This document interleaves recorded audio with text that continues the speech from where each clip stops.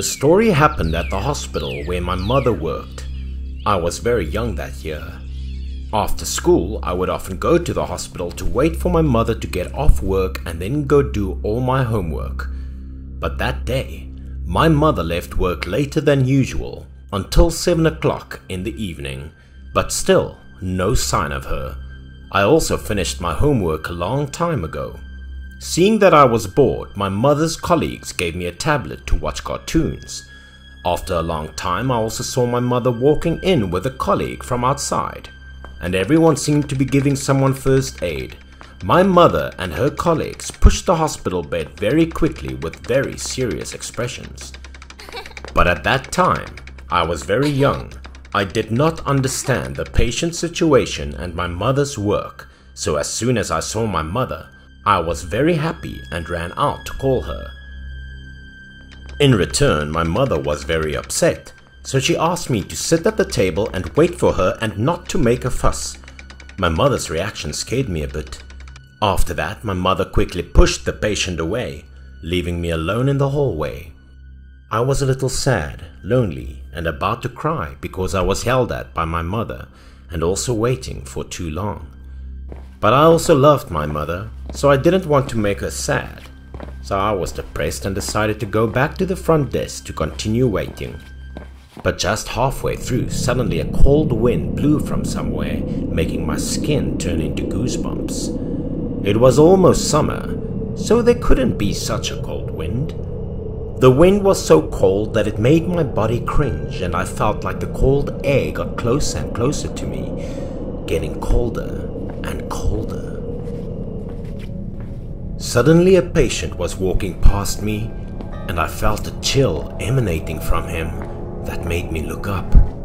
But I didn't know why or when I looked at this man, I felt so scared.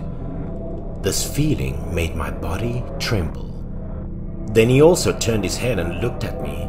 His face was wrinkled, the hair was white and the skin was very pale, looking very scary. He didn't do anything to me, but I was so scared that I cried. My mind went blank, but I was still afraid of what he would do to me. But then he turned around and continued towards the emergency room. The strange thing was that no one seemed to have seen him. As he passed me, the coldness gradually subsided. He also walked very fast, like just passing people in the hallway. Soon he was at the door of the emergency room where my mother had just entered. Looking at his back, I saw him just standing there and looking inside, his figure looking somber. At that time, I just thought it must be a patient's family member visiting his family member. Even though I kept looking at him, I still had a feeling of fear. But that's all I didn't want to care about anymore. I turned to go back to the front desk, intending to continue waiting for my mother to finish her work. But curiosity kept me watching to see what he would do. After looking into the emergency room, I saw him sitting in the waiting chair in front of the room. Suddenly he turned around and looked straight at me. As soon as he saw that I was also watching him, he immediately reached out to me and waved as if I wanted to go there. I didn't understand why, but I was scared at that time. But I still obeyed and walked over to the older man. I felt like he was trying to tell me something important. When I got there, he started asking me strange things. He was surprised when I saw him. At that time, I didn't understand what he meant. As soon as I heard that I could see him, his expression became more terrifying, but he seemed very happy. He wanted to ask me to do a favor for him before he passed away. At that time, I was a little surprised when an older man asked me to help with something, and he also said some very strange things.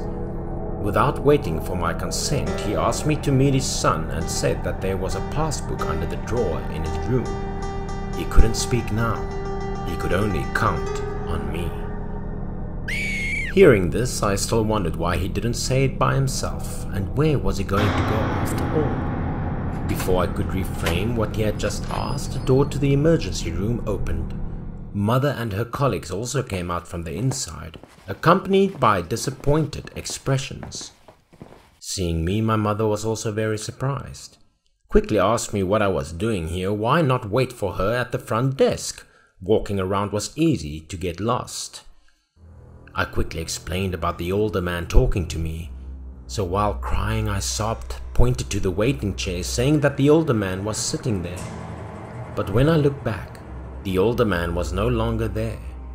I was also extremely surprised and confused because now it looked like I was lying. I looked everywhere to look for the older man, but he was nowhere to be found.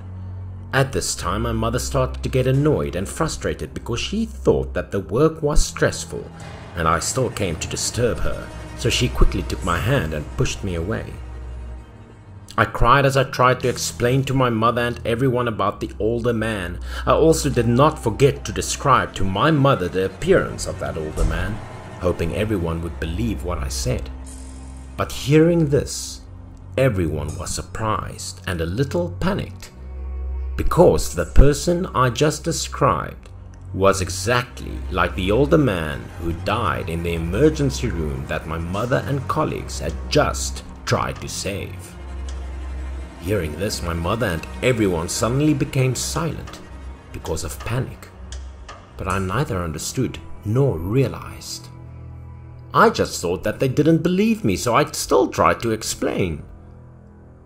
My mother saw this and quickly pulled me out, so I had to leave without being able to help the older man with anything. I also didn't pay attention to the older man's request and followed my mother to leave.